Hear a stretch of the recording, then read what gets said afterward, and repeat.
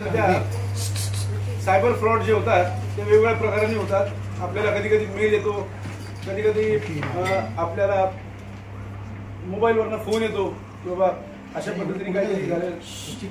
ज्या काही cyber fraud जे होतात त्यात बेसिकली दोन एलिमेंट्स आहेत। मानवी मनाचे दोन दोष हे जे आहेत हे कॅप्चर करून जनरली लोकांची फसवणूक होते। त्यात सगळ्यात पहिलं म्हणजे भीती की बाबा तुमच्या नावाने कुठेतरी एक पार्सल सापडलेलं आहे, त्या पार्सलमध्ये MD ड्रग सापडला आहे आणि त्यात तुमच्या नावाचा पॅन कार्डचा आधार कार्डचा वापर केलेला आहे, तुमच्या विरुद्ध या ठिकाणी गुन्हा दाखल झालेला आहे, तर असं करा तसं करा तसं करा असं घाबरवलं जातं।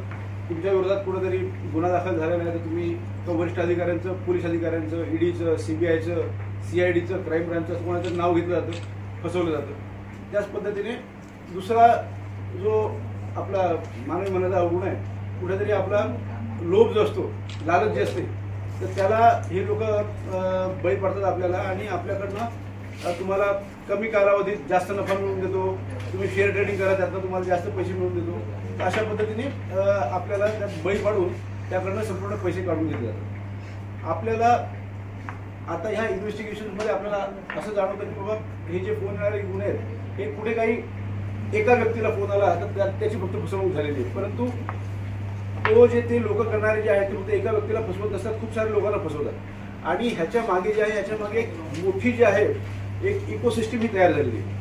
आज ज्या फोन नंबर्सवरनं हे जे आज प्रेस कॉन्फरन्स विशेषतः त्यासाठीच आहे की आपल्याकडे सध्या ही जे ह्याचे जे फ्रॉड्स आहेत, शेअर ट्रेडिंग फ्रॉड्स, त्याचा आपण विशेषतः अभ्यास करत होतो आणि तपास करत होतो की तुम्हाला कुठल्या तरी एखादा व्हॉट्सअप ग्रुपमध्ये इंट्रोड्यूस केलं जातं आणि त्या ग्रुपमध्ये तुम्हाला सांगितलं जातं की तुम्ही शेअर परचेस करा आणि शेअर परचेस सेल होतो, तुम्हाला त्यातनं प्रॉफिट दाखवला जातो। तुम्हाला आदल्या दिवशी टिप दिल्या जातात की या तुम्ही शेअरमध्ये गुंतवणूक करा, तुम्हाला प्रॉफिट होईल आणि त्यानंतर कधीतरी सांगतात अजून पैसे लावा, मग त्यानंतर तुम्हाला अधिकचं प्रॉफिट होईल आणि मग ज्यावेळी तुम्ही पैसे विड्रॉ करायचा प्रयत्न करता त्यावेळी पैसे काही विड्रॉ होत नाहीत आणि तुमची फसवणूक झाल्याचं लक्षात येतं। तर आज हे जी काही इकोसिस्टम ही जी फसवणुकीची जी इकोसिस्टम चालते ह्यात तुमचा सिम कार्ड आणि मोबाईल याचा जो आहे ना ह्याचा फार मोठा वाटा आहे। तर अशा पद्धतीने कोणाच्याही नावावर नसलेली इलेजिटिमेट पद्धतीने, इलिगल पद्धतीने खोट्या नावाचा वापर करून सिम कार्डची प्राप्त केली जातात आणि त्यांचा जो आहे त्यांचा सायबर फ्रॉडसाठी वापर होतो। ठाणे शहरामध्ये मागील काही म्हणजे ऑलमोस्ट वर्षभरामध्ये ह्याचे जे आहेत शेअर ट्रेडिंग फ्रॉडचे जवळपास 16 गुन्हे दाखल आहेत। त्याचा कन्सॉलिडेटेड तपास जो आहे हे माननीय पोलीस आयुक्त गुगले सर, ॲडिशनल CP गुगले सर यांच्या मार्गदर्शनाखाली सायबर सेल हे तपास करत होते। या तपासामध्ये आपण जे आहेत रायपूरमधलं, छत्तीसगडमधलं 2 आरोपी जे आहेत जगदलपूरमधनं आपण अटक केली आहेत, आफ्ताब ढेबर आणि त्याच्यानंतर मनीष कुमार देशमुख, हे दोघं जे आहेत हे भिलाई छत्तीसगड इकडनं दुसऱ्या आरोपीला अटक केलेलं आहे। तर ह्यांच्याकडून आपल्याला 800 ॲक्टिवेटेड सिम कार्ड्स, त्याच्यानंतर laptop, wifi router, mobile handset, 50 credit debit card, वीज चेकबुक, पासबुक, रोख रक्कम हे सगळं सापडलेलं आहे।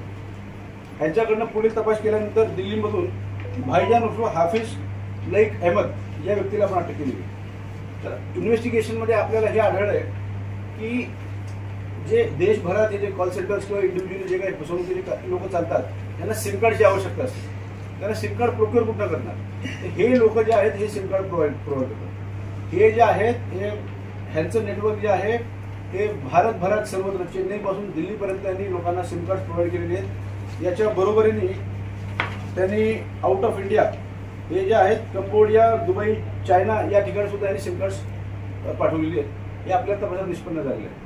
आपल्याला इन्व्हेस्टिगेशनमध्ये मागील काही लोकांना माहिती असेल की कंबोडियामध्ये सुद्धा काही जे भारतीय जे आहेत त्यांना कामानिमित्त बोलवलं जातं आणि त्यांच्याकडनं सायबर फ्रॉड्स करवले जातात, त्यांना तिकडे बंदी देणं। तर हे काही सिम कार्ड्स तिथे गेलेले आहेत। तर ही जी आहे ही एक खूप मोठी कडी आहे। जर आपल्याला सायबर फ्रॉड्स थांबवायचे असतील तर ह्यांची इकोसिस्टम जी आहे इकोसिस्टम तोडावी लागेल आणि हे इन्व्हेस्टिगेशन जे आहे इन्व्हेस्टिगेशन त्यातली एक मेजर स्टेप आहे की जेणेकरून हा जो त्याचा एक जो बॅकबोन जो आहे त्या बॅकबोनला आपण आता हट केलेला आहे।